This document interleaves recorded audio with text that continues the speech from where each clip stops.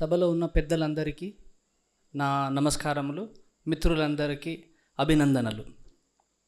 A very good evening, ladies and gentlemen, and dear friends, and the distinguished guests on stage, Shailaja ji, Praful Ketkar ji, and Raka Sudhakar Rao ji. My heart reaches out to all three of them to have given me the opportunity to be here, and I cannot stop myself from taking Ayush ji's name, who's been that the Gopal who has left the calf towards its mother. This Kashmir has been a calling after having participated in Kargil and then being a Swayam Sevak. At some point in time, I knew that I wanted to work with the Kashmir related activity. But being amongst academicians like Raka Sudhakar Rao ji and with Prafulla Ketkar ji and Shailaja ji, I just feel small despite having been a soldier. Small because of their achievements and feel magnetized in their company. The little time I got to spend before I walked into here on stage gave me a lot of insights into the Article 370 work, the little that I had known. But like a true soldier, I have to be introduced to strategy. I only know the groundwork, only to point a weapon at the enemy and take the bullets if required. So coming to the purpose why I am here today is, like I said, the opportunity to have translated a great book called Agyata Kashmir, which is in Telugu. And my exposure to Telugu unfortunately kept diminishing from the time I joined the Air Force in 91.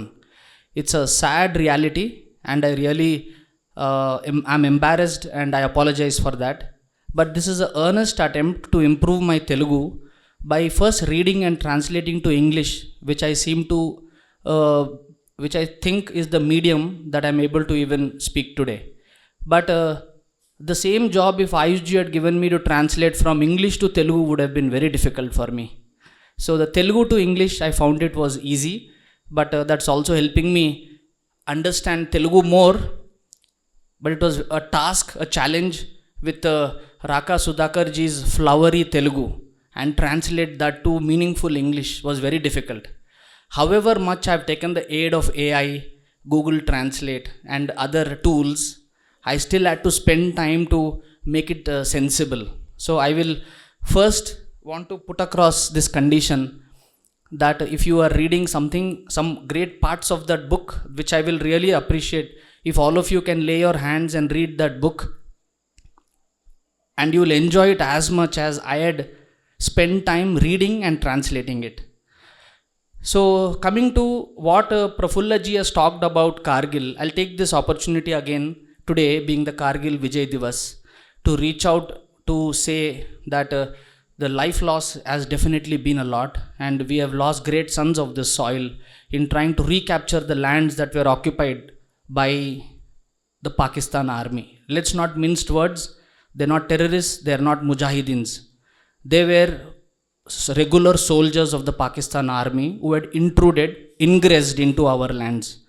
And that was a sad part of our history today, but lot has been learned through it. Again, that not only restricted the armed forces to not cross the line of actual control while trying to push back the enemy back into their lands, but it had continued to give us the strength and energy. Like Praful ji has told, today the strategy is very different. We are able to go deep inside the enemy territory and strike at our choice of targets. So we've come a long way, and for that I would also like to sarcastically pass a thank you to Musharraf, because it was his game plan to have done what he did in 1999. He cooked the plan many years earlier. He could not take the loss when he was a young officer, artillery officer in the Pak army way back in 1971 with the Bangladesh liberation that he saw. Though he did not operate in East Pakistan, he was in West Pakistan, but he saw that major loss, and then their prisoners of war, and then the Shimla agreement. And Musharraf took it very personally. As if that much was not enough, as he was growing in service, in 84, Operation Meghdoot happened. India had sensed that Pakistan was trying to capture Siachen Heights. And the information that was available to Indians at that time made us, with rapidity, occupy Siachen. And once that was done, it added almost salt to wounds of Musharraf. And Musharraf was waiting for the right time. And the right time came in 98. Like Prafulji has said, after the nuclear tests that India had performed, and the same month Pakistan jumped in to do their tests with Chinese help. And after that, both the neighbors became nuclear capable, and they thought this is going to give them the necessary immunity to do whatever they want and get away. Exactly like the children in today's generation, they can do anything and the parents will not say anything to them. Something similar Musharraf had got himself into, and then he thought he can get away. But then, though he had put the start plan in place, the end was not in his hands. And the Indian Army, with the help of Indian Air Force and the Navy, have successfully thwarted that whole plan of Musharraf. So now, where do we stand with Agyata Kashmir? Like how Shri Ramji had laid the Setu,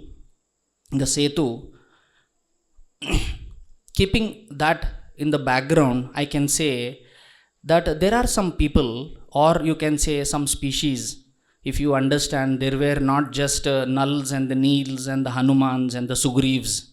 There were Vanars and there were squirrels and other life forms which we can only imagine. Probably ants and snakes and crows and other birds that have contributed in whatever way they can to contribute to this Setu. I feel that Raka Sudhakarji has emoted with some life forms in that Setu building activity. And he has beautifully put that research, that effort and help. And all this, mind you, is happening a few years before the Article 370 and 35A's revoking. Before these articles were abrogated, Raka Sudhakarji has already been working on pulling out these stories. And these stories not only become the medium to pay gratitude to those people, but they highlight something very interesting. His stories that had come up in Jagruti as a series, they highlight the importance of humility, gratitude, and the idea that even small efforts can make a difference when done with sincerity and love. And to appreciate that is no less like what Ramji had done to the squirrel, and putting that in a book form today and contributing to that is an opportunity, like I said again. Now, coming to some things from the book, I'd like to tell you that the book goes back in covering stories of great men like Lalitaditya, almost 1300 years ago, when he reigned India from almost the heights of Afghanistan all the way to the Indian Ocean. Similarly, the story of Zorawar Singh, almost 200 years ago, as part of the Dogra regiment, he had risen up under Gulab Singh's rule from being a soldier to a commander, Zorawar Singh. And then the story of Swami Lakshman, almost 100-year-old story in Kashmir, who was a Shaivite, and his work. Then Kushak Bakula from Ladakh. Then the very important story of Meher Chand Mahajan, who was the first Prime Minister sent by Sardar Patel for Kashmir, who became very instrumental in getting the Maharaja to sign the accession in time. And the story of the Ali Beg jail, which is no less than the Auschwitz and the Pol Pot's gory stories that all of you would have heard. So there are fantastic stories in this book. Some of them were first time for me, and I had just stopped translating at that time and read it and just sat almost meditating upon how this could have happened. It had raised my blood pressure, I'm sure, my body temperature, and my hairs were all up when I was doing this work. So I can say the stories of this book are are heart-wrenching, some of them. In fact, the story of some of the stories all of you knew, the Nirmaljit Singh Seko's Shaitan Singh's story during the Indo-China War, and similarly one very interesting story, like you can say the squirrel stories are the story of Mahavir Chakra Dhobi Ramchandra. So that is a very inspiring story, how just a class 4 employee, a civilian who's part of an engineer's regiment trying to repair a bridge, takes up the weapon to fight the enemy, and he goes on to get the Mahavir Chakra. Why should he do that? Who's a Dhobi, traveled from some part in India to be with the engineers regiment in Kashmir, and to do that. And then there are great stories like Brigadier Usman, like religion did not stop him. He had an opportunity to become part of Pakistan army, but he chose not to. He moves to India after the partition and then participates, shows his loyalty, patriotism. And coincidentally, his story that really touched me, Brigadier Usman's story, was his tomb that was made in Jamia Millia Usmania, Jamia Millia Islamia, where his tomb was made, and how some anti-national elements had tried to demolish, destroy it, and how the army had taken it up and remade it. So that story was heart-wrenching. How the people who are against this country, they don't care when the contributors are from their own faith. They don't care about it. Such lovely stories in that book of just some 100+ pages that can ignite the necessary triggers in your mind and connect you to Kashmir, so far away, thousands of miles. I will say you don't have to participate in wars like Kargil, and you don't have to travel to Kashmir as a tourist. You can be here and feel the pain and feel the effort and the sacrifices of the people who have contributed, and only few of them have been captured by someone like Raka Sudhakarji, in putting them, encapsulate them in a book like this, Agyata Kashmir, or the Whispers from the Unknown Stories of Kashmir. Similarly, there is an interesting story about the encounter with Commander Harinder Sikka. His book was on, I think, Sehmat Calling. That is the book he wrote based on that. And that bit has come in this book beautifully, capturing the real story behind that particular novel that later became a movie called The Razi. So that's a very moving story. If anyone picks that book, each story, you read just one story a day and then regurgitate that story and do your own research. It will do a lot for each one of you. And each one of you can light, I'm sure, 1,000 lamps, each one of you. Go on to tell everyone you come across the stories that have happened there, small and big, like I said. And other great stories like a saint soldier in 1960s in Siachen about Om Prakash.